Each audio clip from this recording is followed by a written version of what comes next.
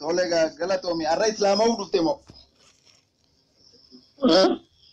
arra muslima ta'uuf dhufte mo gaafiidha qabda mo waan na barsiiftu jira mo meewa maal harkaanaa qabda arra gaa dubbii waaqayyo akka waliin dubbannu laazima gaa ifirratti quba qabdaa mire muslima ta'uuf akkam yaada qabdaan jaarraan tana maaltu sitti dhagame waa'ee barsiisa edaa sanirraa anamma bar kadhannaa waldaa dhufeetin jira okay achitti humnaa yaana waaqayyoo kan ittiin fayyisaan guutamee jira. Tole baay'ee gaariidha.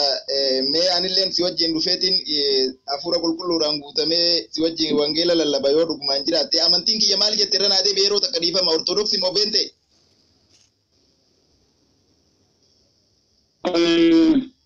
Beenteedha. Oh kiristaana amantiin kee kiristaana walumaa galatti amantiin kee kiristaana miti? Kristaan. Tole baay'ee galatoomi gaa ani ammaan tana akka mataa kiyyatti amantiin kiyya islaama. Ankaniin duukaa bu'e Muhammad ergamaa Rabbii sallallahu alaihi wasallam akka inni of waametti ani muslima ofiin jetti anilleen of waamee isa duukaa bu'ee muslima ofiin jedhe beeyte. Ati eenyu duukaa buuteeti akka eenyu kiristaana ofiin jetti kiristaana ofiin jetti. Akka eenyu eenyu duukaa buuteeti raajii kam duukaa buuteeti barsiisa eenyu duukaa buutee akka eenyu kiristaana of jee ofii yaametti atilleen kiristaana jettee of waamuu dandeessi. Akka macaafa qulqulluutti kaa. Okay, ati raajii tokkollee duukaa hin buune macaafa qulqulluu duukaa buutee jechuudha. Eeyyata. Tole bakka itti waaqayyoon macaafa qulqulluu keessatti dubbatee kiristaana ta'a jee dubbate naaf kenne an ammaan tanaan duubama. Kiristaana ta'a muslim ta'a waan jedhu hin beeknu. Maal beeknu? Kiristaana jechuun hordoftoota Kiristoos jechuudha hiikaa biraan qabu. Okay, amantiin kee maaliiti? Kiristaana. Kiristaana miti? Amantiin kee kiristaana waliigalle amantii kana eenyutu si barsiise kiristaana ta'e eenyutu siin jee? Macaafa qulqulluu. Iddoo sannaa kenni iddootti macaafni qulqulluun kiristaana ta'a jesan. Yesuus Kiristoos duukaa bu'aa jedha. Kiristaana jechuun dura hiika irraa bareeddaa. Okay, kiristaana jechuun duuka buutuu Kiristoos jechuudha. Baay'ee gaariidha. Kiristaana jechuun duuka buutuu Yesuus Kiristoos jechuudha miti? Kanaafuu Yesuus Kiristoos amantii inni ofiin yaameen of yaamtaa jechuudha miti? Duuka buutuu Kiristoos nama Kiristoositti amanee karaa adeemee anaanillee karaa abbaa geessu hin jiru akkuma inni jedhee nama karaa isaa adeemu jechuudha. Kanaafuu amma walumaa galatti raajiin tokkolleen waaqayyoonis ta'ee kiristaana ta'a kajee dubbate hin jiru jechuudha miti? Kiristaana ta'an jedhamu akka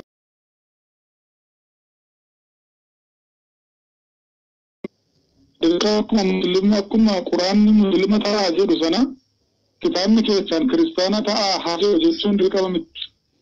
Okay, galanni kan jedhu Kiristoosiin duukaa bu'aa anatti waan tanni jireenya bara qabduu jedha. San booda namoonni isatti amanan maqaan isaanii kiristaanota jedhame. Kiristaana jechuun warra Kiristoosiin duukaa bu'aa warra isatti amanan jechuudha. Okay, warra Yesuus Kiristoositti amananiitu kiristaanota ofiin jaa jechuudha miti? Yesuus Kiristoos yeroo biyya lafaa irra jiraachaa turetti bartoota 12 qaba miti? 12 isaaniitu Yesuus Kiristoos duukaa bu'anii isa amanatanii isa wajjin dubbii waaqayyoo lallabaa turanii jechuudha. Tole? Isaan kiristaanota ofiin jaanii of waamanii beekanii? Duuka buutu Kiristoos hin jedhan. Kanaafuu kiristaana ofiin hin jaanii jechuudha miti?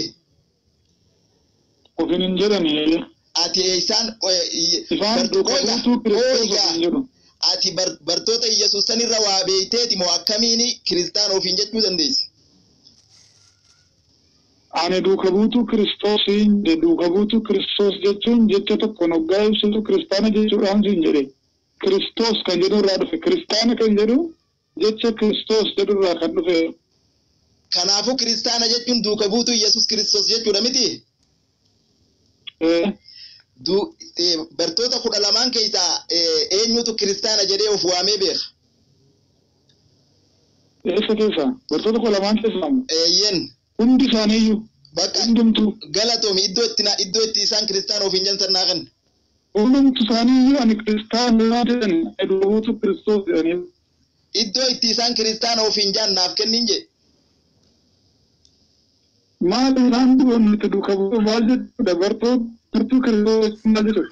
Warra hordofu warra jalatee warra ta'an jechuudha. Aha. Akkana jechuun warra duukaa bu'an jechuudha. Warra duukaa bu'an jechuun mul'arii dhimeera hiikaan isaa kiristaana jedhan jedhe. Jechi kun Kiristoos kan jedhamurraa kan dhufe warri isa duukaa bu'an kiristaana jedhamu. Okay, baay'ee galatoome obboleessa kiyya Abbaaya. Amma namoota baay'eetu si dhageeffataa jira waan ta'eef gabaabumatti iddoo itti warri raajota ta'ee waaqayyoo ta'ee kiristaana ta'a jee dubbate hin jiru jechuudha mitire gabaabsinuu ibsi gaafii bira dabarra.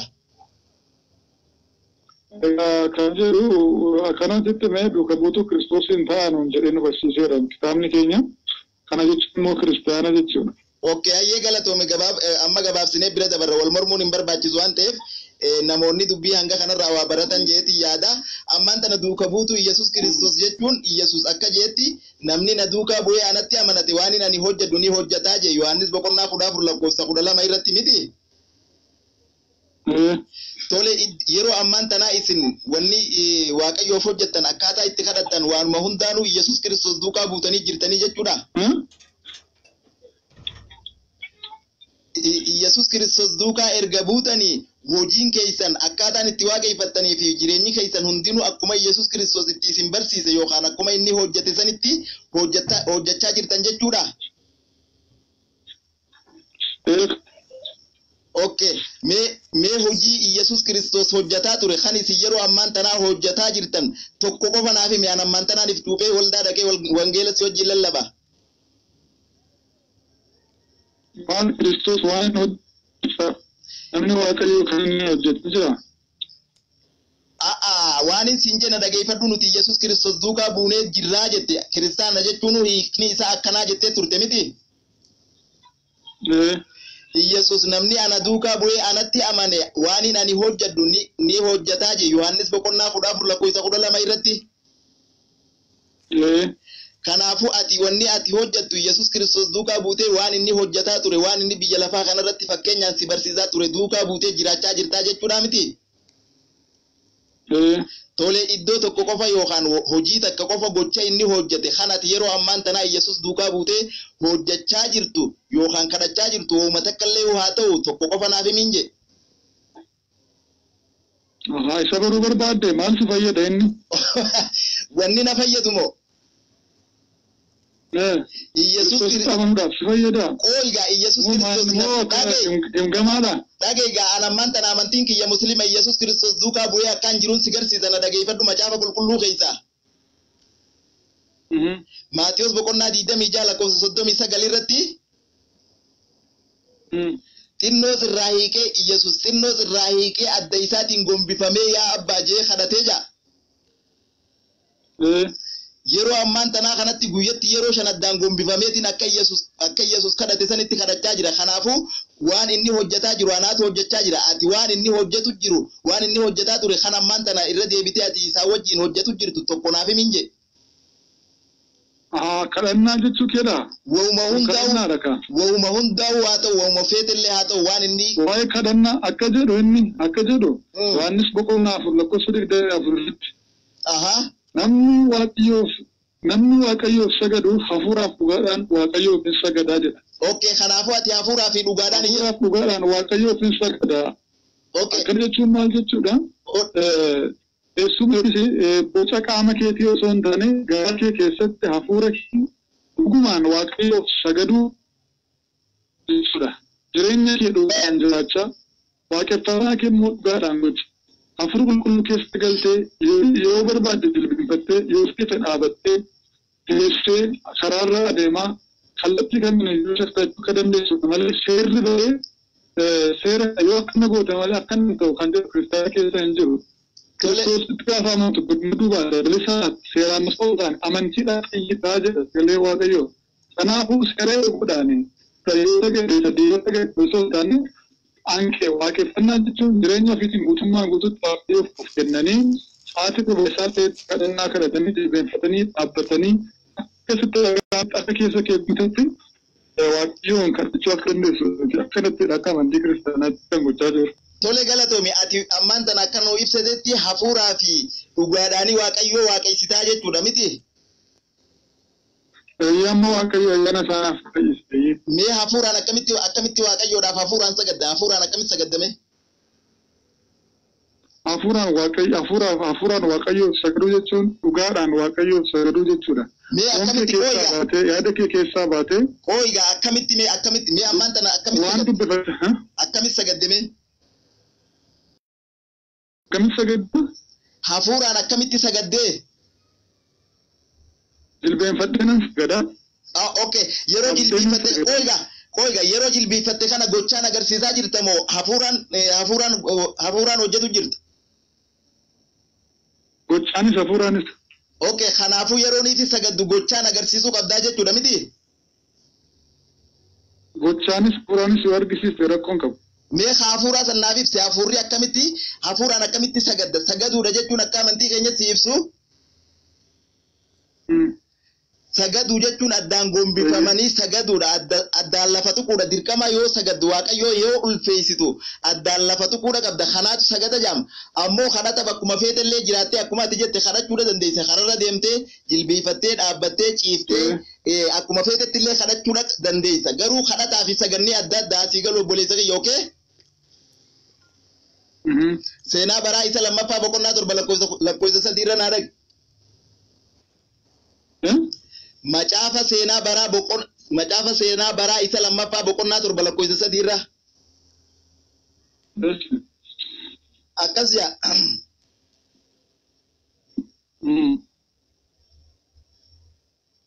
Ibiddichi yommuu gad bu'e ulfinni waaqayyoos manicha irra yommuu buufate Israa'eloonni hundinuu arganii buusaa dhagaa irra jilbiifatanii adda isaaniitiin gombifamanii waaqayyoof in sagadanii jaa.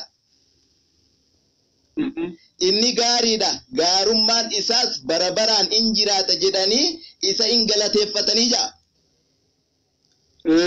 Kanaafuu warri Israa'el akkuma amala isaaniitti yeroo waaqayyoo ulfeessan yookaan yeroo waaqayyoodhaaf galata galchan adda isaaniitiin gombifamaniiti waaqayyoo ulfeessanii jechuudha. Waliigallee? Kanaafuu waaqayyoo yeroo ulfeessitu adda keetiin gombifamtee waaqayyoo ulfeessuu qabdaa jechuudha akka iddoo kana irratti arginutti miti? Akka iddoo kana irratti arginutti akka luqqisii tokko kanatti akkas. Eeyyeen akka luqqisii tokkichaa kanarratti waaqayyoo yeroo ulfeessitu dirqama addaan gombifamuudha qabda. Yeroo kana ulfeessu jiran waaqayyoodha waaqessaa jiran. Yeroo hunda miti obboleessa koo luqqisii tokko fuunee generalize gochuu hin dandeenye. Okay, na dhageeffadhu gaa. Siigalee lafa isaanitti bakka isaanitti dhaabbatanii kadhatanis ni jira. Eeyyeen kadhata. Jilbeeffatanii kadhatanis ni jira. Sansiin hin mormine. Isaanitti taa'anii kadhatanis ni jira. Sanaaf seeraan qabu kun. Seeratti baasuun hin danda'amu. Galatoomi baay'ee galatoomi dhugaa keeti bakkuma feetellee dhaabbattee kadhachuu ni dandeessa bara kana siin mormaan jiru amtii galee bakkuma feetellee dhaabbattee yoo feete deemtee yoo feete ciistee yoo feete makiinaa konkolaataa irra teessee waaqayyoo kadhachuu ni dandeessa. Ammoo waaqayyoodhaaf sagaduun adda kanarraa. Waaqeffachuu dandeessaa. Dhageeffadhu sagaduun kadhachuu irraa adda obboleessa kiyyaasiif galu dubbii waaqayyoo yoo keessan beekne narraa dhageeffadhu sagaduu fi kadhachuun adda. Yeroo waaqayyoo sagadu yeroo waaqayyoo jechuun maal jechuudha? Sagaduu jechuun maal jechuudha? Sagaduu jechuun waaqayyoodhaaf hojjechuu waaqayyoo ulfeessuu jechuudha. Waaqayyoo ulfeessuu jechuudha malee haajaa teetiif kadhachuudhaa miti yookaan dhimma keetiif waaqayyoo kadhachuudhaa miti siigalee. Kanatti rakkoon qabu sirriidha. Eeyyeen kanaafuu yeroo waaqayyoo kee waaqessitu dirqama sagaduu inni jaamuhu addaan gombifamtee lafa tuquudhaa jechuudha siigalee. Sagaduu yeroo barbaade addaan gombifamee na sagadee. Eeyyeen kanaafuu yeroo ammaa kanatti Yesuus duukaa bu'ee namni akka Yesuus sagadetti sagadaa jiru musliimoota moo kiristaanota? Akka isaatti lamaan kiristaanis musliimoonnis sagaduuf waaqayyoof addaan jilbeenfatanii. Okay, addaan gombifamtanii ni sagaddan jechuudha isin?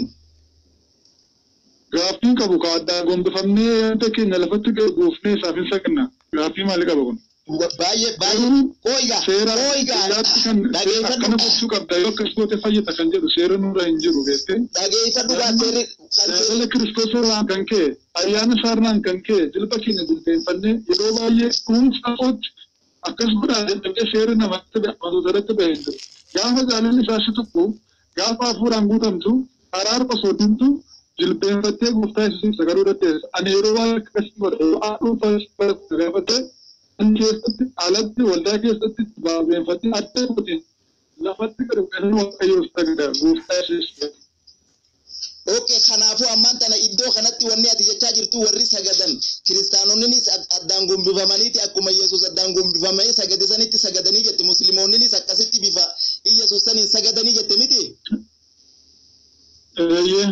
Tole gaa waaqayyoon rabbiin subhaanahu wa ta'ala quraana keessatti warri gartee ergamoota wajjin raajota wajjin Muhammadii wajjin sagadan additi isaanii adda isaaniirraa mallattoo qabanii je mallattoo gurraattii warri musliimoota hundinuu ni qaban adda isaaniirraa gartee ati mallattoo san adda irraa ni qabda warri mallattoo san hin qabne jannata hin seenani. Nintu jedhama malee bilin jedhu akkas. Macaafni qulqulluun kana hin jedhu jechuudha. Mul'ata dhageeffadhu macaafni qulqulluun akkana waliin dhageenyu meena dhageeffadhu bakka kanatti tokko miti. Kanaaf seera eeguudhaan itti laftettu seennoo amantiidhaan Kiristoositti amanuudhaan galle malee sagaduudhaan sagannu fedhinnaadhaan jaalala Kiristoosiif qabnuudhaan kan ka'edha saganna.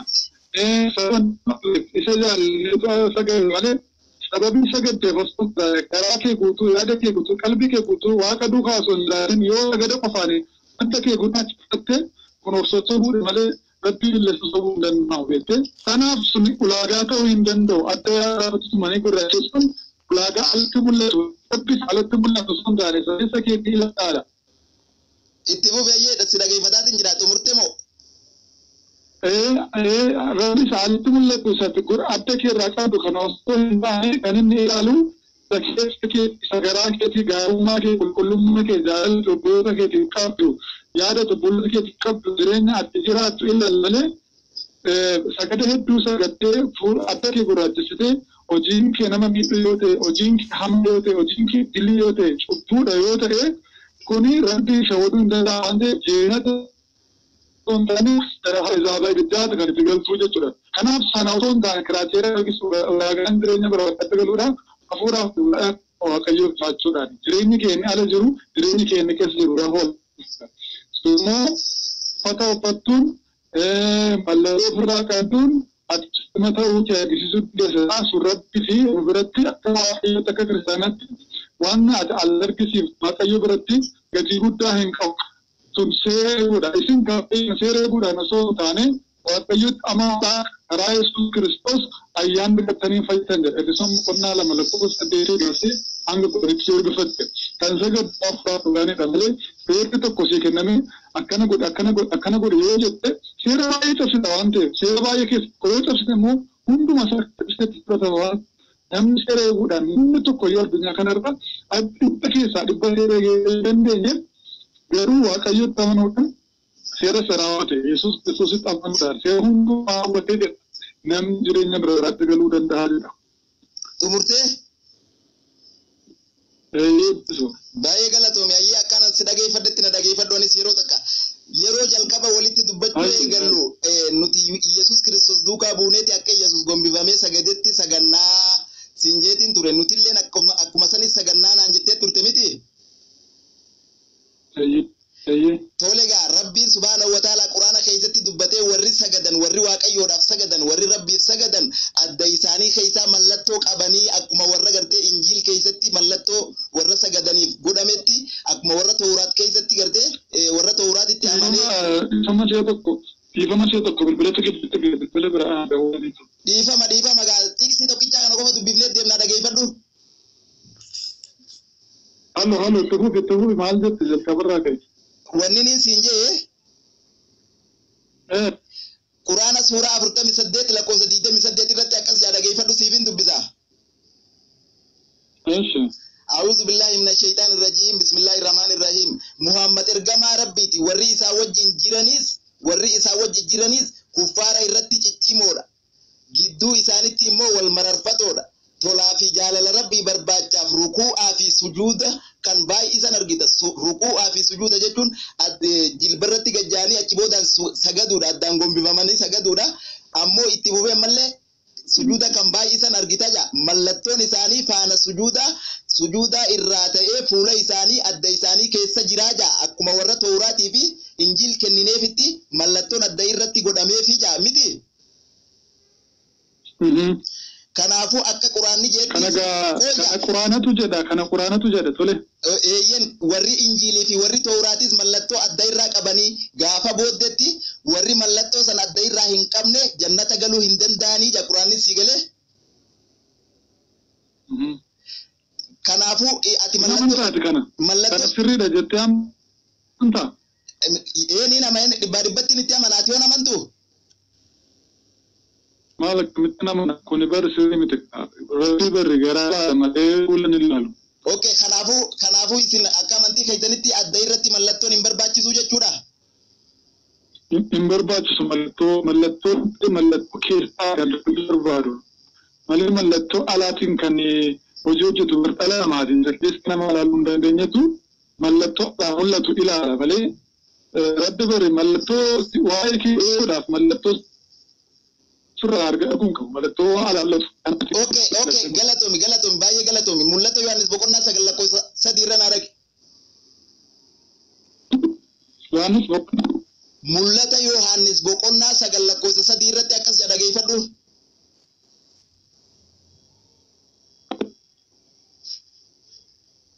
Aaricha keessaa immoo hawwaannisaatu lafatti ba'e hawwaannisa kanaafis aboon hin kennameef aboon isaaniif kennamee fi humni torban qaban lafa irraa qabu wal hin fakkaatan.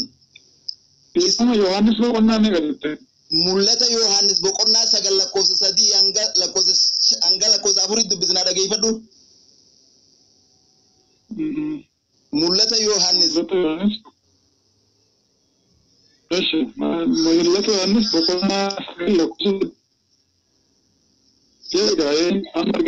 Mul'ata Yohaannis boqonnaa 9:3 irraa akkas kaaseetiin si dubbisa akkas jaa aaricha keessa immoo lakkoofsa 2 irraa kaafname urjichi afaan boollaa lafa jalaa isa gad fagoo sana bane aarri akka aara iddoo ibidda guddatti ka'us boollicha keessaa hin ba'e ija biiftuu laftis aara boollichaa irraa kan ka'e hin dukkanaa'an. Aaricha keessa immoo hawwaannisaatu lafatti ba'ee hawwaannisa kanaafis aboon hin kennameef hawwaannisa kanaaf aboon ni kennameef aboon isaaniif kennamee fi humni torban qaban lafa irraa qabu wal hin fakkaata isaan yoo biqiltuu mukaas utuu hin ta'in namoota warra mallattoo waaqayyoo addatti hin qabne duwwaa akka miidhamaniif abboomamanii gaafa booddeeti yeroon kun. Ati gartee mallattoo adda irraa yoo hin qabaamne hawwaannisa kanaani miidhamtaa jechuudha. Si galee? Mallattoo kana adda irraa qabdaaree. Mallattoon kun mallattoo maaliiti? Mallattoon kun mallattoo sujuudaati. Quraana keessatti Rabbiin adda nuu baasee jira. Warra addaan gombifamanii Rabbiif sagadan mallattootu adda irra jiraa jee. Yooniif gartee mallattoo kana hin beekne mallattoon kun gartee isa Quraana keessatti Rabbiin nu barsiise sani. Warri Injiilitti amananii Yesuus duukaa bu'anis adda irraa mallattoo qaban jee warri Tawraatis adda irraa mallattoo qaban jee warri Muhammad duukaa bu'anis bifuma saniin adda irraa mallattoo qabanii jee kanaafuu ati mallattoo yoo adda irraa hin qabaanne raajii tokko illee duukaa hin buune Yesuus duukaas hin buune jechuudha si galee. Ana Yesuus ilma Waaqayyoo duukaa hin bu'a. Okay Yesuus Kiristoos raajii duukaa hin bu'u. Raajii duukaa hin bu'u. Mallattoo jettu garuu isa Quraana irratti barreeffame ta'uu wanti mirkaneessu hin jiru. Macaafa qulqulluu jira malee. Macaafa qulqulluu keessa jira mootii dhagee na dhageeffadhu gaa. Macaafa qulqulluu keessatti Waaqayyoon gaafa booddeetti hawwaannisa aboo kenneefi warra mallattoo Waaqayyoo adda irraa hin qabne akka miidhaniif aboo kenneefi jira miti. Mallattoo sanatti adda irraa qabda. Mallattoo sana adda irraa qabdaati amma gabaabatti mallattoo sana adda irraa qabda. Ani sittani ma waaqayyo mallattoo isinni dubbachuutti jiru asitti isatti addarraa argatee gurraacheffatee hundumiti obboleessa koo mallattoo dhiiga Yesuus jedha kun warra Kiristoositti ati waan biraa jettamne garuu kamitti amannaa mallattoo dhiiga Yesuus Kiristoos warra ifitti amananiifitu waaqayyo mallattoo godhee jedha. Amantiin keenya kanadha malee sababii sagaddee kee lafa tuttuqee fi sagurraatti sana jennee yaaduu hin dandeenyu kana amanuus hin dandeenyu. Anti walitti fidan jiru waan ta'eef. Duraan mallattoon adda irratti nuuf hin barbaachisu jettee turte garuu amma deebitee mallattoon akka barbaachisu arkitee jirta garuu mallattoon sun mallattoo dhiiga Iyyesuusi malee mallattoo sujuudaatii miti jettee jirta jechuudha. Garuu mallattoon akka adda irratti gaafa booddee barbaachisu amantee jirta jechuudha mitiire. Waa'ee kanaa waan ibsuun qabu mallattoo kanaadha gaafa sagaddan yookiis adda keessa lafatti bu'ee sababa yeroo baay'ee sagaddaniif kan godhatanidha wanti jedhu hin jiru. Mallattoo dhiiga Iyyesuus warra hin qabneetu miidhama bakka juusan naaf gakkenne hayyee ammaan tanaan amana. Qoiga amma bakka kanarratti waaqayyoon mallattoon inni dubbataa jiru mallattoo dhiiga Iyyesuus jette miti. Mallattoo dhiiga Iyyesuus warra hin qabneetu hawwaannisa saniin miidhama hajuu naa gaffidi hayyee. Luketti barbaade okay siifan erga rakkoon qabu. Mee naa ergiga ammaan tana. Siifan erga okay amma gaafii kan biraa dhufe. Okay macaafa qulqulluu keessatti Phexros tokkoffaa boqonnaa 3:15 irratti namni gartee Iyyesuus duukaa bu'ee Iyyesuusitti amanatee dhiiga Iyyesuusis amane yeroo hundumaa qophaa'aa ta'ee haa deemuu jaa namni yoo gaafate gaafii gaa akka deebisuuf gartee hafuurri qulqulluun illee isaa wajjin jiraa jee miti.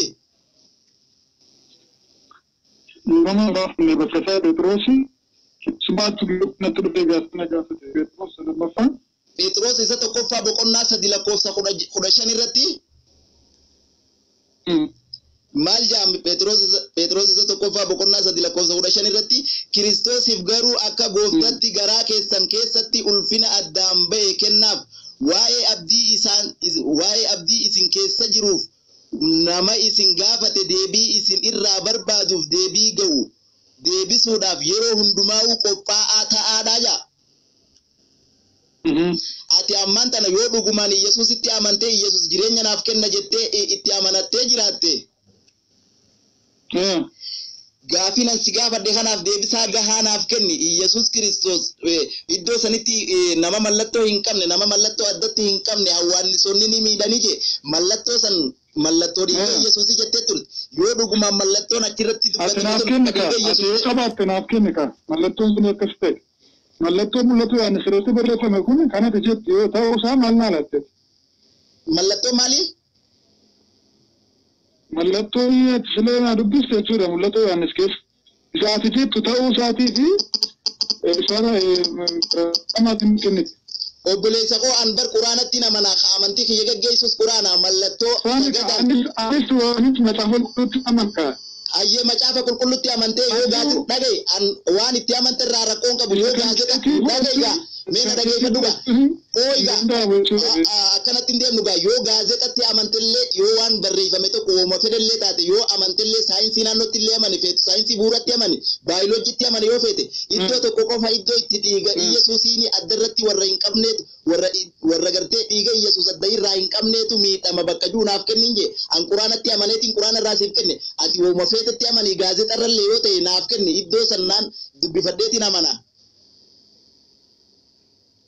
Tokkoffaa gaazexaa kennetti hundumas deebii kennuun koo fayyina koo mirkaneessu beekte.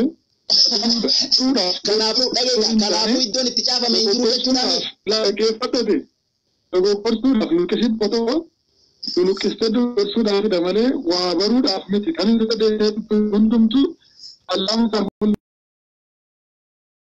fayyisuu Yesuus Kiristoosiin anseenya barabaratti kan nageessu si ragaa kee miti Kiristoositti fanudha malee.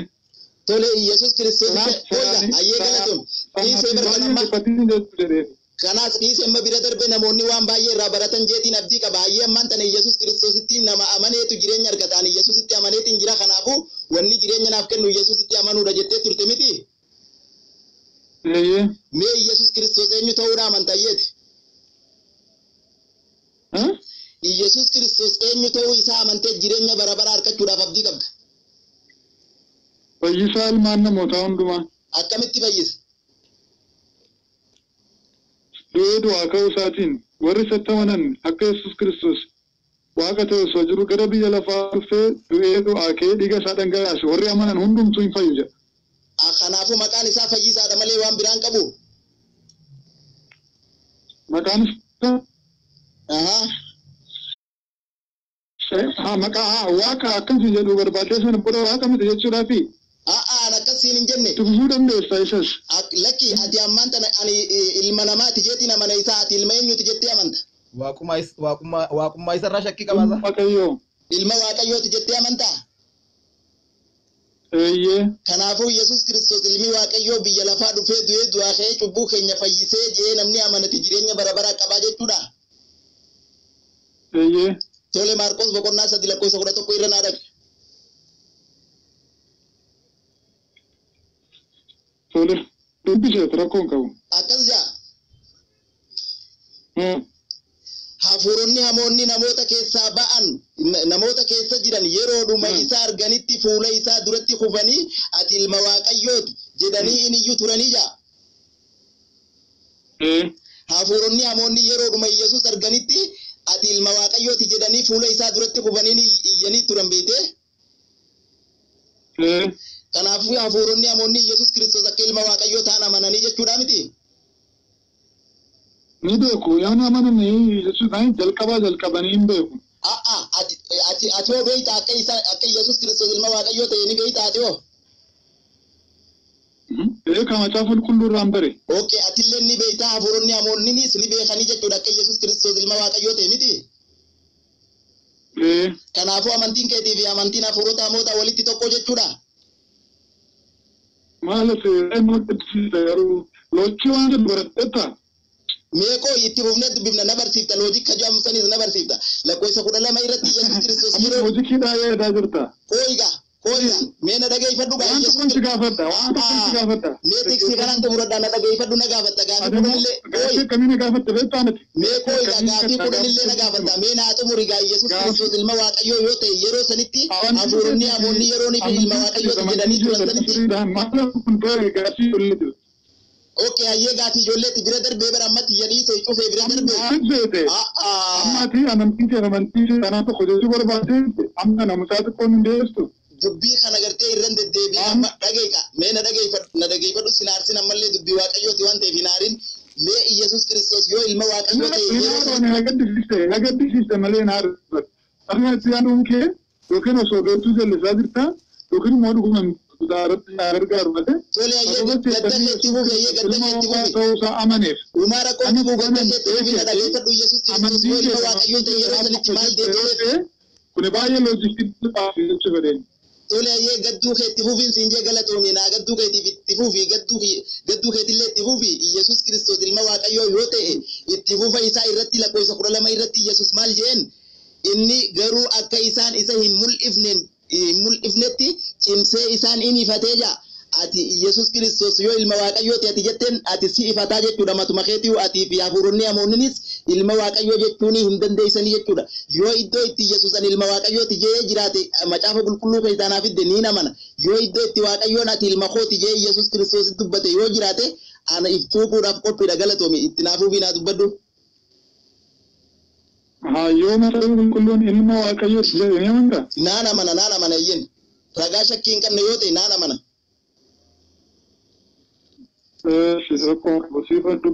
Hafuuronni hamoonni qoftiin hin ta'in hafuurota hamoota qofa macaafa qulqulluu keessatti kan ilma Waaqayyooti jee Yesus yaame.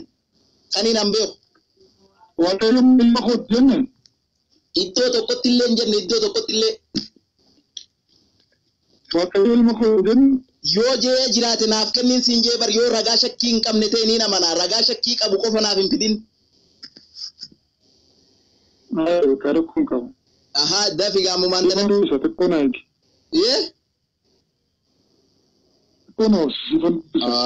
Abbayyaa maali gaa hafuurri qulqulluun akkas dubbii Waaqayyoo dubbachaa jirtu sirraanfate. arranta na furri kulkulluun akkaati dubbii waaqayyoo dubbachaa jirtu si irraanfate moo si dagate moo maaliif ammoo dhaabbadhu naan jettee yeroo naaf kennite obboleessa koo. Baratti guyyaa guutuu barreessaa ooltee dubbisaa ooltee wanta falmiidhaaf tokko qopheeffachaa oolteeti. Mee hayyee guyyaa sadii ji'a tokkollee qopheeffadhuuti na wajjin haasa'uu danda'a. Ani guyyaa tokkotti qopheeffadhee mi'aati ji'a tokko qopheeffadhuuti guyyaa tokko kanan na wajjin haasa'ime. Barbaadde ati waan hundama sammuu kee keessaa fuutee waan dubbachaa jirtu fakkaata.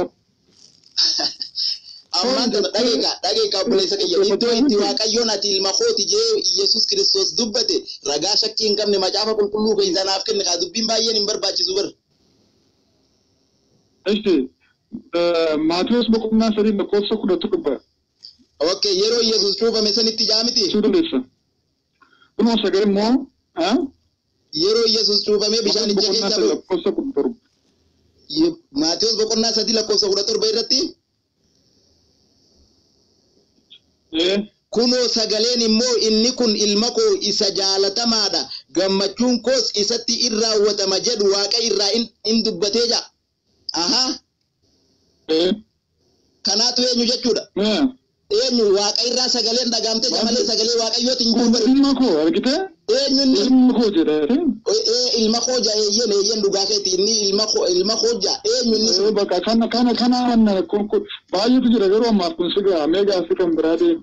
Inni kun eenyu kana addanaa baasi kaa sagaleetu waaqa irraa dhagaame jaa malee sagaleen kun ka waaqayyoo ta'u eenyutu beeka. Sagalee waaqayyooti kun sagalee waaqayyoo. Mee sagalee waaqayyoo du'as keessa ni jira Yohaannis mul'ata Yohaannis boqonnaa 22 lakkoofsa 18 irratti dubbii wangeelatti namni tokkollee jecha tokkollee hin dabalinaa jaamee jira.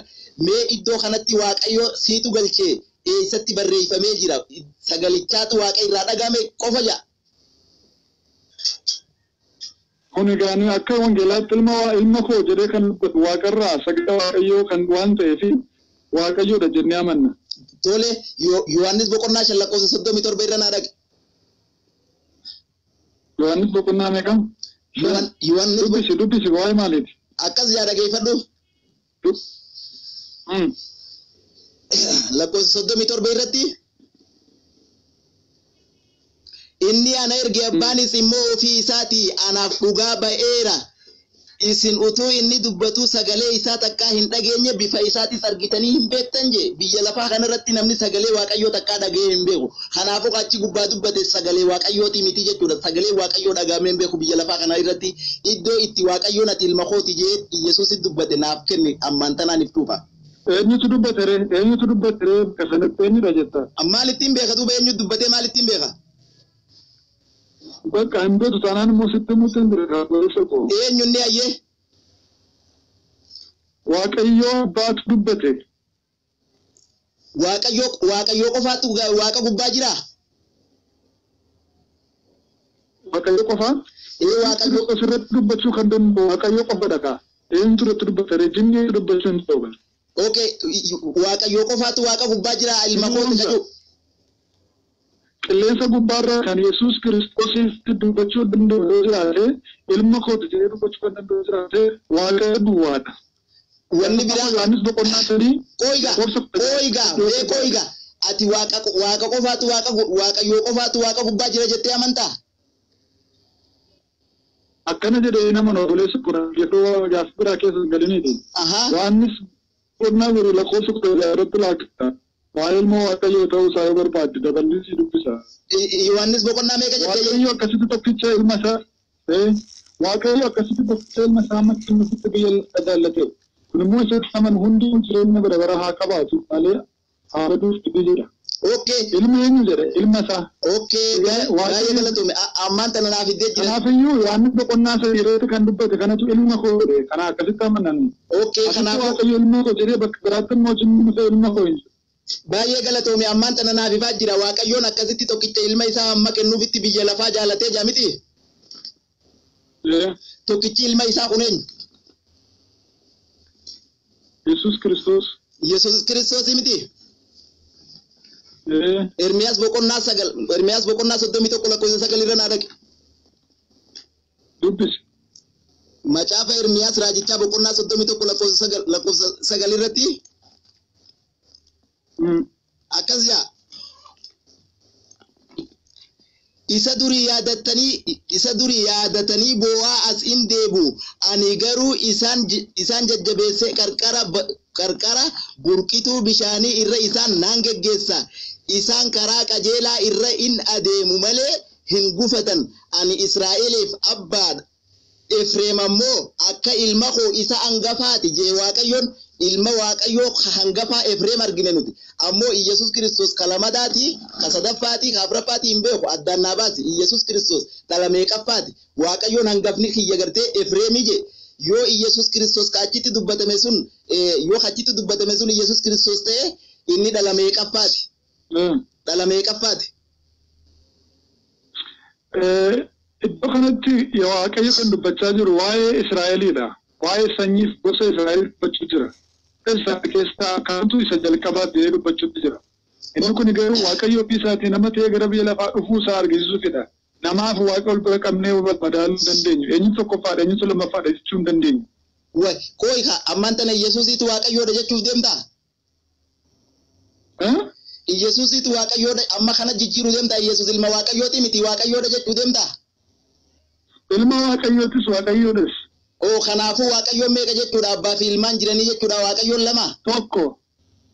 Tokko. Inninis Yesuusii miti? Innis Yesuusii. Egaa Waaqayyo ilma Waaqayyo ilaas kaleessa sitti meera. Tokko iddoon lama iddoo sadii iddoon sadiidha jechuudhaan deemuu dandeessu siin jedheera. Amma bar waa'ee iddoon dubbanne kana amma dhageeka waa'ee iddoon dubbanne bar. Inni keessa maal seetesin? Loojikiidhaan kitaaba dhamu barreessitanii loojikiitti rakkatu. Amma loojikiin dubbatu jira mootii sira boleessa. Yoo kana ta'e sana taa'ee loojikaal siitii sammuu dhala namaatiif amanuudhaaf waan ta'u namni waan arguutti amana miti haala sanaan deemta waan argu waan lakkaa'amu waan safaramu akkasitti mini safar hafuurri qulqulluun ija namaatiif sammuu namaatiin tilmaamamee hin safaramu Waaqayyo abbaa Waaqayyo ilmaa Waaqayyo hafuura qulqulluu jennee amanna. Waaqayyo abbaa Waaqayyo ilmaa Waaqayyo galatoomi naaf ifee jira Waaqayyo abbaa Waaqayyo ilmaa Waaqayyo hafuura qulqulluu jettanii amantanii?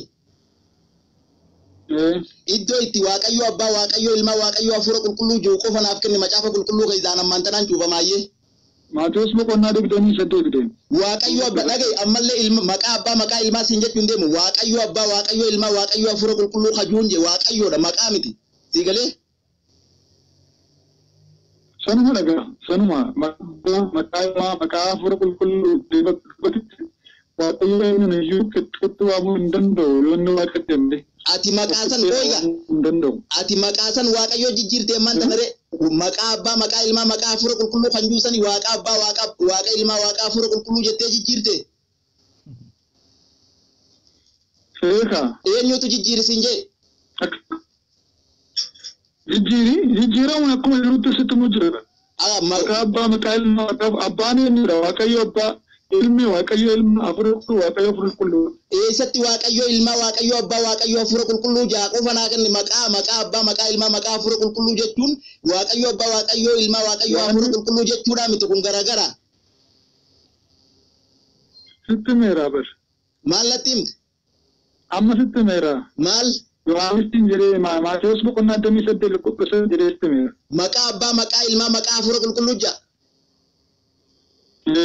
Waaqa abbaa waaqa ilmaa waaqa hafuura qulqulluu kana hajuu qofa naaf kennin jeen ammoo ka maqaa abbaa jiru miti.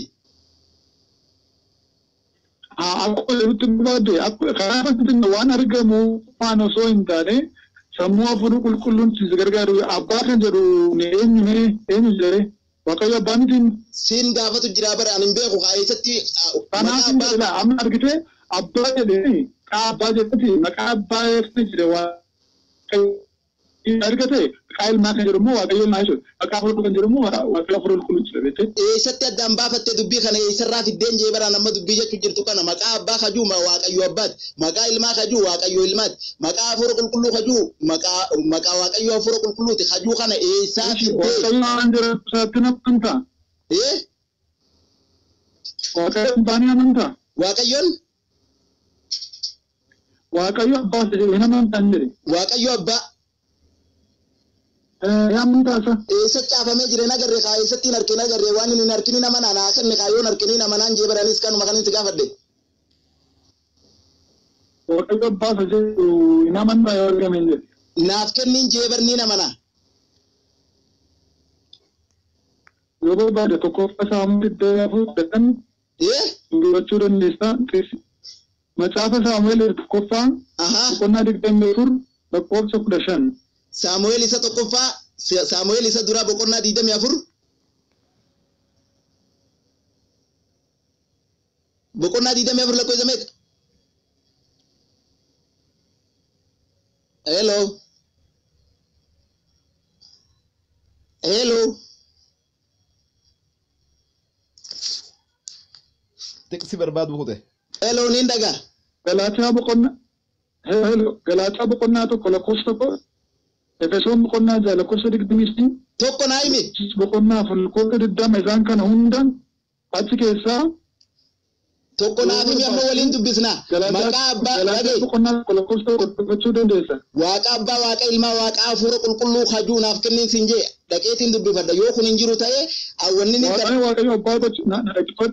Waaqayyo abbaa kan jedhu ni amantaan jedhe. Sana mana bitanii. Laal haasawa keenya qabxii dura irratti deebi waaqayyo abbaa waaqayyo ilmaa waaqayyo hafuura qulqulluu sadanitti amannaa jedhe.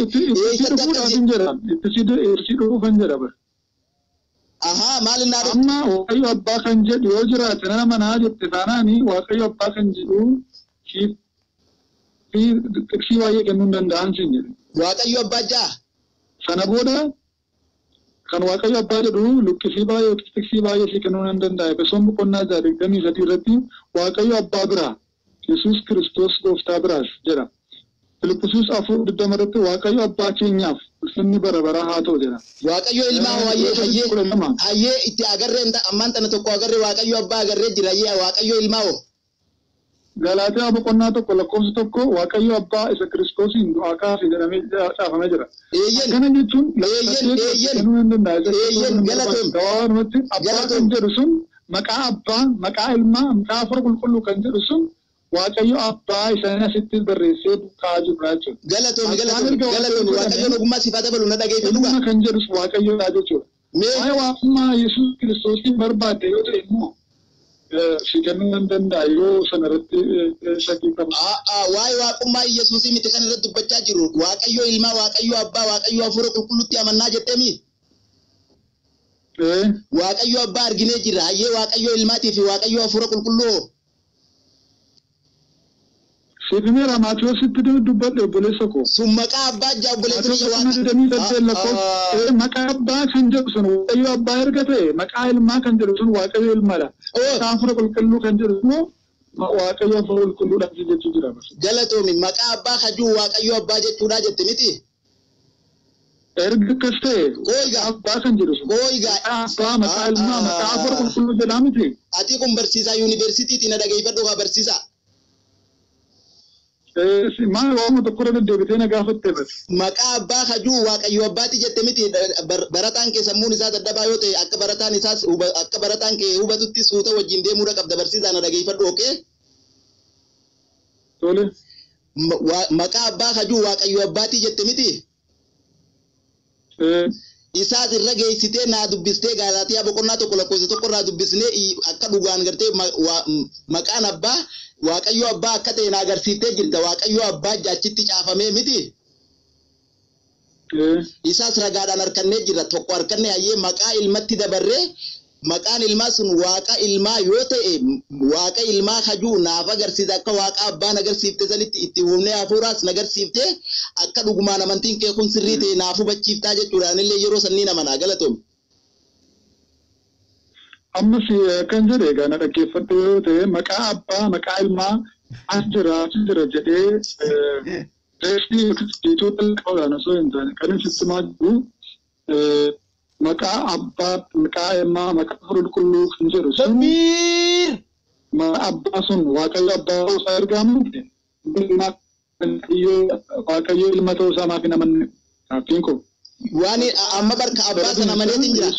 Abbaa sana waan hin argeetiin itti amane. Sanuu kan inni kaa'u waaqayyo abbaa waan waaqa hin taane tokko fuudhee waaqa bira hin kaa'u waan ta'eef. Maqaa abbaa maqaa ilmaa maqaa hafuura qulqulluu erga jedhee maqaa abbaa kan jedhu sun waaqayyo abbaadha. Maqaa ilmaa kan jedhu sun waaqayyo ilmadha. Maqaa hafuura qulqulluu kan jedhu sun waaqayyo hafuura qulqulluudhaan jedhe. Kanas ta'e kanatti hin quufne akkuma qabu itti quufne jettee dhiisuu dandeessa. Sirriitti yeroo balleessu qabu. Okay, ayyee irra dabarra ayyee kana irra dabarra. Kanaafuu amma dhibbaa dhibbatti Yesuus Kiristoos ilma Waaqayyooti jechuudha miti? Yeroo ammaa kanattis ilma Waaqayyooti jechuudha. Yeruma hundaa'u inni ilma Waaqayyoo ta'ee jiraachaa jira. Gaafa biyya lafaa irra jirutti ilma Waaqayyoo ture arginee jira. Hafuuronni hamoonni ilma Waaqayyoo jedhanii waamanii Waaqayyoolleen waamee jetteetti dubbatte garuu bakka san irratti Waaqayyoodhaa miti waan biraatu yaame malee amma kanaafuu Yesuus Kiristoos yeroo ammaa kanatti ilma Waaqayyooti moo Waaqayyoo jettee amanta? Ilma Waaqayyooti.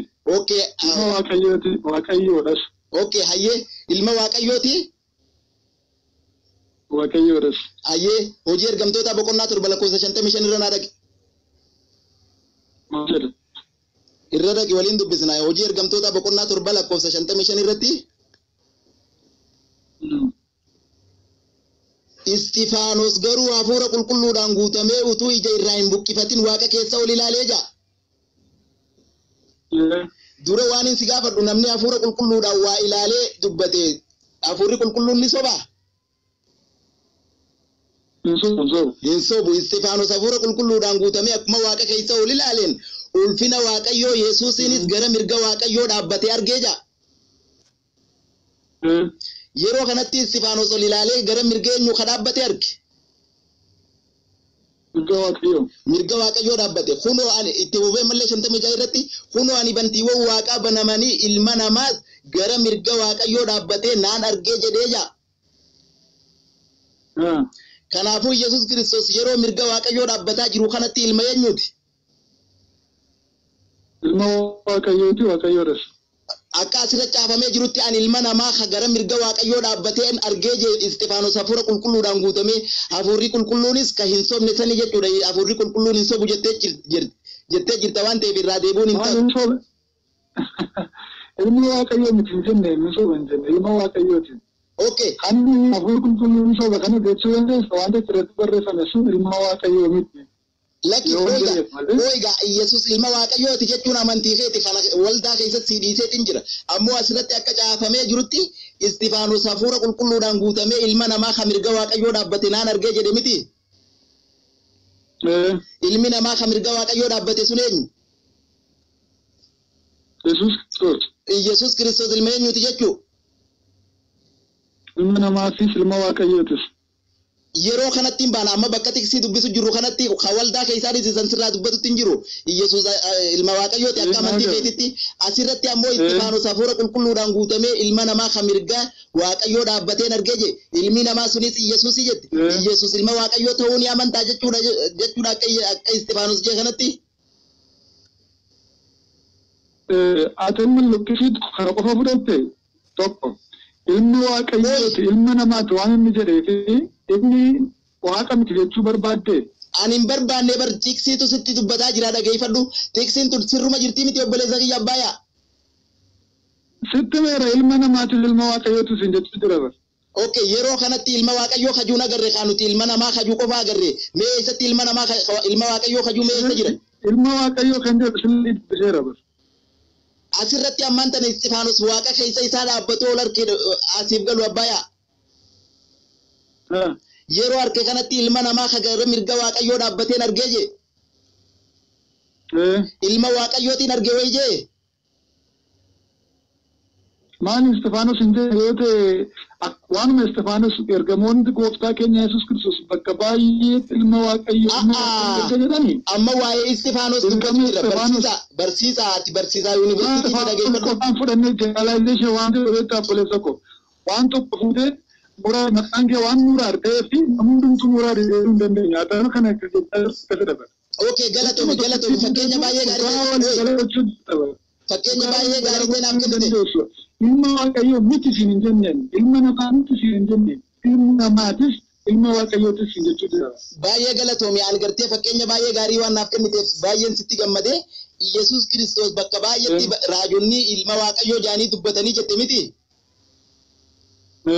Dubbatan hayyee Istifaanosis waan hafuurri qulqulluun isatti mul'ise dubbate beeyte. hafuurri kun maaliif akkana jedhe jettee aduutti jira maaliif ilma namaa jedhe mee na dhageeffatu akkuma gaariidha mee akkuma Istifaanos jee kana qofa yoo dhuguma dhugaa beekuu barbaadde aha itti fufi dubbadhu nuti amma ilma namaa Istifaanos jedhe sana inni waaqa miti jennee osoo iddoo kanatti Istifaanos maaliif ilma namaa jedhe isa jedhu yaaduun jiru. Ilma namaa kun mirgeenyu dhaabbatu jira qoyga ilmi namaa kun mirgeenyu dhaabbatu jira jedhu Istifaanos. Inni nama guutuus ture waaqa tureetiin jedhe miti. Galatoome ayyee galatoome inni namaas ture waaqaas ture ilma waaqayyootis ture ilma namaatis ture mee gaafii nan si gaafadhu yeroo kanatti maaliif ilma namaa jedhe jettee waan uffatte immoo Yesuus Kiristoos gaafa gara biyya lafaa kanaa deebi'ee dhufu akka ifa uffatee waan buufi waaqa keessatti ilma namaa argee jiru baay'een isaanii Maatiyoos hundee lakkoofsa dhumarratti yommuu milikinni ilma namaa waaqa keessatti mul'ata yeroo sanatti sabni biyya lafaa hundinuu boo'uuf jiru ilmi namaa immoo duumessoota waaqarraa humnaaf ulfina guddaadhaan dhufuusaa arguuf jiru. Ilmi namaa kan jedhe Istifaanos qofa miti. Okay, galatoome. Luqaas jedheera, Maatiyoos jedheera. Kanaafiyyuu isa kana fuutti ilma namaa deemuu hin dandeessu. Ilma waaqii kan jedhu silasitti meeqa ilma namaa akkanatti jedhee bifa namaa uffatee dhufuusaatti. Filippisius boqonnaa 2 yoo uffattee waaqa ta'ee Meena dhageeffadhugaa ani barataa keetii sammuun kiyya baay'ee dadhabudha. Waaqayyoon ta'etu jiru bifa namaa uffatee ilma namaa ta'ee dhufeedha. Kanaaf ilma namaa kan hin ta'e anaaf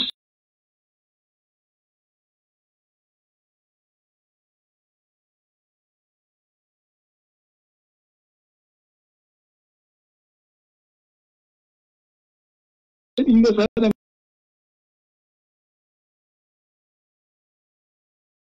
opportunity kawan terus ilmu nama jadi mewah mama bete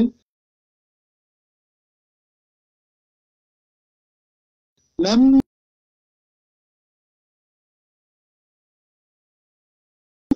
ilmu nama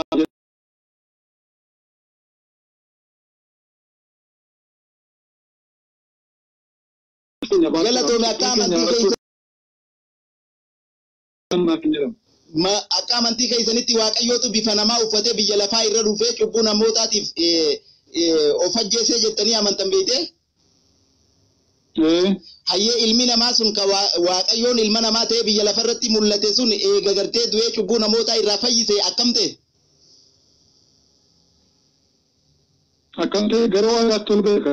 Gara waaqatti yeroo ol fudhatame kanatti ilma namaa ta'ee deeme moo waaqayyoo ta'ee deebi'e?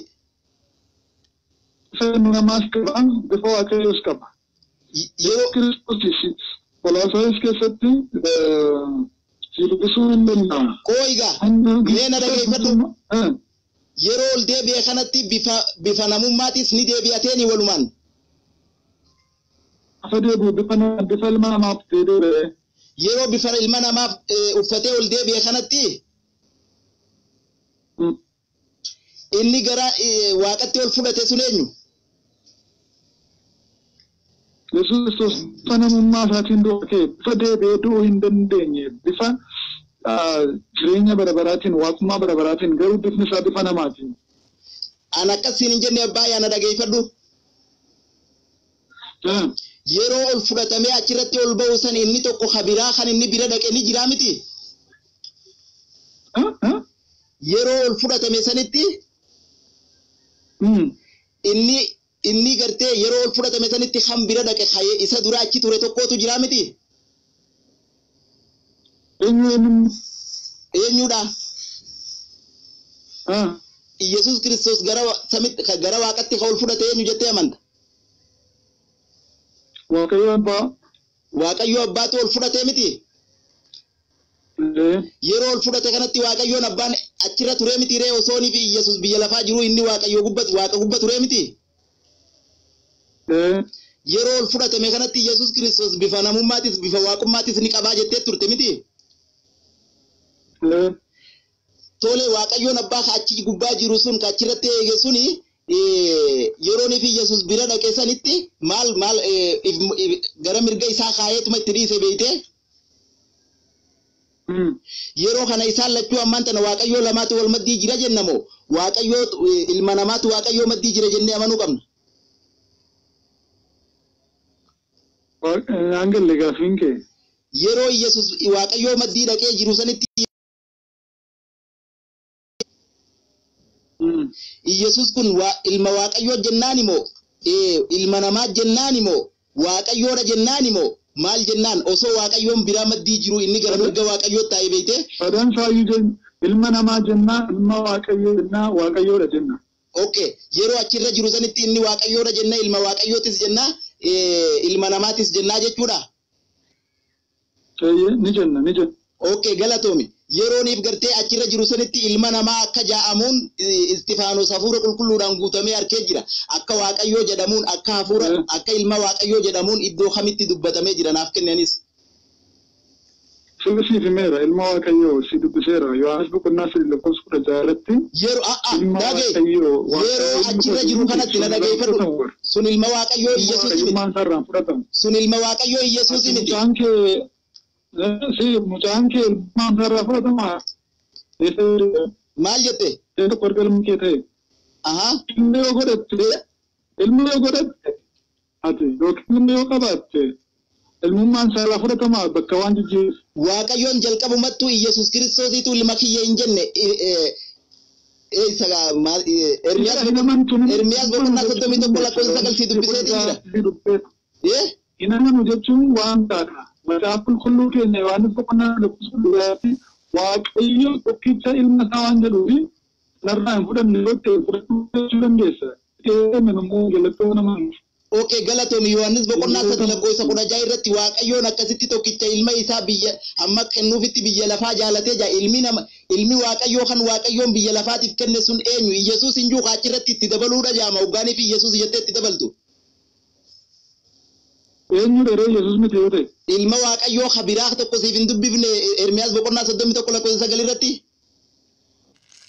Isatu nama fayyisa. Caamaan fayyisaree. Eenyu nama fayyisa. Efreemtu dhufee biyya lafaatti du'e nama abdeedu akkee. Amma waa'ee fayyinaa osoo hin ta'in waaqayyoon Efreem ilma kiyya jeemoo hin jenne ilma hangafaa kooti. Ilma hangafaa kooti jeemoo hin jenne. Wanta hundi isaa keessa baateetu Yesuus Kiristoos ilma waaqayyoo miti jettee dhumattiin barsiisuudhaaf inni achirratti barreeffamee jiru sun Efreem jetta yoo ta'e xiqqoo bara hubannaati kun malee Yesuus Kiristoos miti yoo ta'e I don't know hin ta'uu jettan sammuu kee amansiisa irraa hin qabe bakka sanatti kan barreeffamee jiru kan jalqaba akkasii dubbamaa jiru waa'ee Yesuus Kiristoos hin ta'uusaa beekta. Akkanumatti sammuu teetiin beekte malee waaqayyoon iddoo tokkotti illee Yesuus Kiristoos ilma kooti hin jenne jechuudha. Hin garre bakka tokkotti illee Yesuus ilma kooti yoo jedhu waaqayyoon. Yohaanis boqonnaa 3 dubbiseera Maatiyoosis dubbisee. Suni Yesuusii miti ayyee suni Yesuusii miti anaan jee waaqayyoon anaan ilma kooti namni. Dhaggeeffadhu dubbisaa yoo nama hin ta'eef. Mee na dhaggeeffadhu gaa barsiisaa. Waaqayyoon bakka sanitti Yesuus jee nam tokkollee Yesuus yookaan Efreem yookaan abbaa yaada yookaan muraadi jee hin dubbanne garuu anaan jee falmadhaayyee akkam jettati. Museen lafa onaa keessatti lakkoofsa 14 bofa sibiila diimaa mukarratti akka ol fuudhe ilmi namaas immoo akkasuma mukarratti ol fuudhamuun hin ta'a. Kunis ilma namaatti kan aman hundinuu jireenya bara baraa akka qabaatuuf ta'a. Waaqayyo akkasitti tokkicha ilma isaa amma kennuufitti biyya lafaa jaallate. Immoo isatti kan aman hundinuu jireenya bara baraa haa qabaatuuf malee haa baduuf miti. Waaqayyo biyya lafaatti barsiisuuf miti biyya lafaa sana ilma isaa biyya lafaatti ergi malee jedha. Museen kan amanu ittiin farada kan ilma isaa kanatti kan amanu ittiin faradamu isatti hin manne garuu maqaa tokkicha ilma waaqayyootu waan hin amanne inaaniitiin ammayyuu ittiin faradama. Maqaa tokkicha ilma waaqayyootu waan hin amaniif ammayyuu ittiin faradama. Ifichi gara biyya lafaa dhufeera. Namoonni garuu hojii isaanii hamaa waan ta'eef ifarraa dukkana jaallatanii firdiis akkuma ittiin irraa warama. Hamaa kan hojjetu hundinuu fiicha hin jibba. Holleensaa akka irratti hin beekamne fidhaatti hin bu'u. Dhugaatti kan jiraatu garuu hojiinsaa inni akka jaalala waaqayyoo hojjetame haa mul'atuuf gara fiichaatti hin ba'a. Gosa kana jechuun Yesuus Kiristoos jechuudha. Okay, galatomi jalqaba lakkoofsa 14 irraa kaaftee naa dubbiste akkas jedha Museen lafa onaa keessatti bofa sibiila diimaa muka irratti akka ol fuudhe ilmi namaas immoo akkasuma muka irratti ol fuudhamuun in ta'aa jaa miti. Museen yoo yaadatte seera lakkoofsa boqonnaa 21 lakkoofsa 9 irratti bifa gartee bofaati sibiila irraa hojjete miti. Bifa bofaatiin sibiila irraa hojjetee muka irratti fannisee jechuudha. Dhaqeetiin si dubbisa. Seera lakkoofsa boqonnaa 21 lakkoofsa 9 irratti Museen kana irratti sibiila borroojjii irraa bofa tolchee utubatti irra raasee jira. Namni bofni idde hundinuu gara bofa sibiila borroojjii irraa tolfame sana yeroo ilaaletti in fayyee jira miti. Kanaafuu Museen yeroonii fi muka irratti bifa bofaa fannise sanitti fakkeenya bofatti hojjete malee bofaa miti jechuudha waliigallee. Fakkeenya bofaa? Fakkeenya bofatti sibiila irraa hojjetee sibiila san fannise fakkeenya bofatti tolchee miti. Kanaafuu Yesus Kiristoosis akkuma sanitti fakkeenyi isaa bakka bu'ee mukatti fannifama malee Yesus Kiristoos orjinaalaatu fannifama jechuudha miti. Siigalee jira dhageeffadhu. Yesus Kiristoos inni dhugaa hin fannifamne.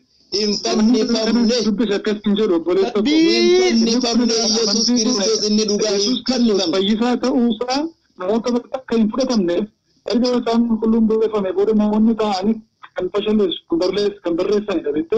Kun immoo waan amanamu miti. Yesus beedu haara'uu isaa amanna. Kanaan seexana moonee jiraachuu jirra bara. Kanaan jinnii moonee jiraachuu jirra. Kanaan rakkina moonee jiraachuu jirra. Kanaan xinqoo addegitiif mo'aa. Koronaa maaliif fayyisuudhaaf darree koronaa? Kanaaf hojjettu osoo isan jireenya biyya koora Itoophiyaa koora arguu namana. Koronaa fayyisuu maa dadhabdan?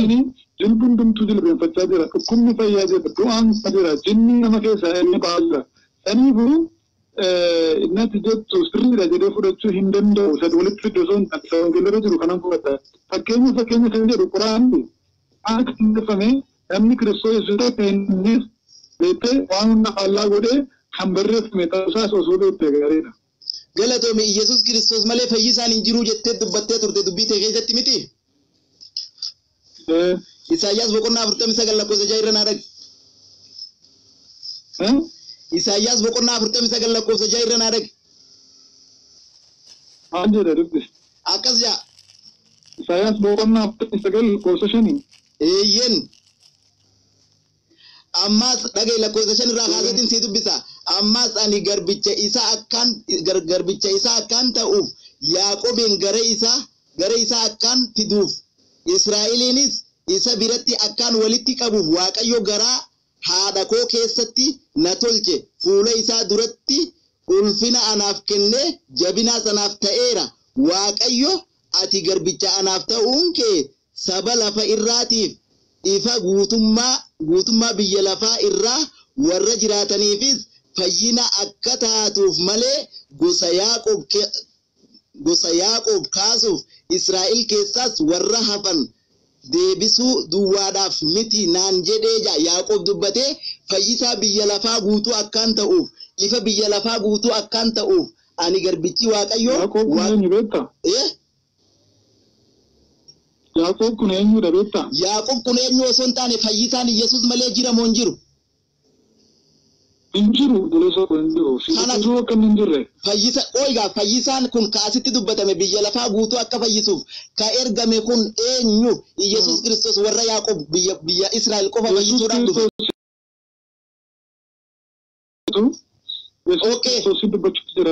Okay, galatoomi warra Israa'el qofaaf fayyisaan kun gartee warra Israa'el qofa osoo hin taane biyya fayyisaan asirratti dubbatame kuni biyya lafaa guutuu akka fayyisu dubbatee miti Waaqayyoon. Inni kun ammoo ati Yesus Kiristoos jette miti. Hojii ergamtoota boqonnaa 13 lakkoofsa 23 irra naa dhaqi. Yesus Kiristoos warra Israa'el qofaaf ergame. Hojii ergamtoota boqonnaa 13 lakkoofsa 23 irratti akkas jedha dhageeffadhu. Akkuma abdachiisattis sanyii namicha kanaa keessaa Waaqayyo saba Israa'eliif fayyisaa kaaseera. Inni ammoo Yesuus ija. Takbiir! dhageeffattee lakkoofsa meeqa 13 lakkoofsa 23 irratti akkuma abdachiisetti sanyii namicha kanaa keessaa Waaqayyo saba Israa'eliif fayyisaa kaaseera. Inni immoo Iyesuusii jedha. Allahu akbar. Iyesuus fayyisaa warra Israa'elii qofaaf ergame jechuudha akka asirratti arginutti achitti ammoo biyya lafaa guutuudhaaf ergame malee warra Israa'el qofaaf kajuu hin jiru jechuudha. Kanaafuu Israa'el jettee kun eeyyen Israa'el qofa kun eeyyen Israa'el qofa jedhamu Israa'el jedha obboleessi kun. Maatiyos boqonnaa 15 lakkoofsa 24 irra naa dhaqee yeessaniin sirraa goolaba. Maatiyos boqonnaa 15 lakkoofsa 24 irratti inni ammoo deebisee ani warra akka hoolota karaa irraa goranii mana Israa'eliif badan duwwaaf malee hin ergamne je Yesuus Kiristoos. Fidi gayyee hayyee bakka Yesuus Kiristoos biyya lafaa guutuudhaaf hin ergame je. Amma sila lukkisii tokko keessaa lukkistee kun mana citaa keessaa Takbiir. Allahu akbar. mana jechuun dandeessu. Tole galatoom hayyee bakka Yesuus Kiristoos ani fayyisaa biyya lafaa guutuuf naaf kenne. Kana jedhe kan inni jedhe yoo ni gaafatte sittan hima. Yeroo sanatti Israa'el keessa deemaa ture. Israa'el keessatti hojjechaa ture. Akka Israa'elitti deddeebi'aa ture. Aadaa Israa'eliin eegee sanyii Israa'eliin eegee achi keessatti hojjechaa ture. Inni gara saba dhuunfaa isaa dhufe sabni dhuunfaa isaa isa hin simannee jedha. Inni gara saba dhuunfaa isaa dhufe sabni dhuunfaa isa hin simannee warra isa siman hundumaaf garuu mucaa Waaqayyoo akka ta'aniif aboo kennee jedha. Yohaannis boqonnaa 3 itti fuftee dubbatte bakka silaa. Bakka sanatti Yesuus Kiristoos hamma du'aa ka'utti inni fayyisaa biyya lafaa ta'uusaa dubbachuu isaanii bakka sanatti kan inni fayyisaa ture kan inni keessatti hojjechaa ture sanyii Israa'eliif. Dubartiin sun kan isheen yeroo sana dhufte sanyii biraa keessaa waan dhufteef amma sa'aatii kanatti kanan jiru Israa'el keessadha jechuudha. Gaafa du'aa ka'u Maatiyos boqonnaa 28 irraa amma gooftummaan naaf kennameera biyya lafaatiif jedhamee caafamee jira. Yohaannis boqonnaa 3 yoo dubbifatte gara biyya lafaa akka inni sanyii dhala namaa hundumaa akka inni fayyisu bakka hedduutti barreeffamee jira. Ati garuu akka nama mana citaa keessaa citaa tokko luqqisee mana isaa jiru luqqisii tokko kan isin duraa fi booda wajjin hin deemne tokko fudhatteetu kan hiika isaas hin deemne fudhatteetu akkasii jedha maaf akka jedha. Galatoom turtee jirtaa miti. Yoo beekuu barbaaddu gootummaa isaa akka nama bu'aa hubachuu barbaadutti. Galatoomi.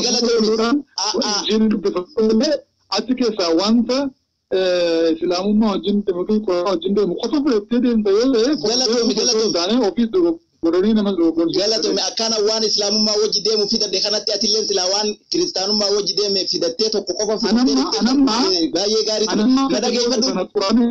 Mee na dhageeffadhu. Keessaa lukkisii tokko fuudhee. Mee na dhageeffadhu. Amma Yesuus Kiristoos fayyisaa biyya lafaa guutuu akka ta'e ibsaa jirtaa jechuudha. Tiksii adda addaa himtee miti. Galatoomi amma Maatiyos irratti warra Israa'el qofaaf hin ergame warra Israa'eliif malee hin ergamne kajuu kun soba. Israa'el qofa jedhaan jiru Israa'el qofa hin jiru Israa'el jedha malee. Irra deebiitiin dhageegaa dubbii ta'e dhagee mee dubbii Yesuus waan dhufeef Israa'eliif ergamee jedhe.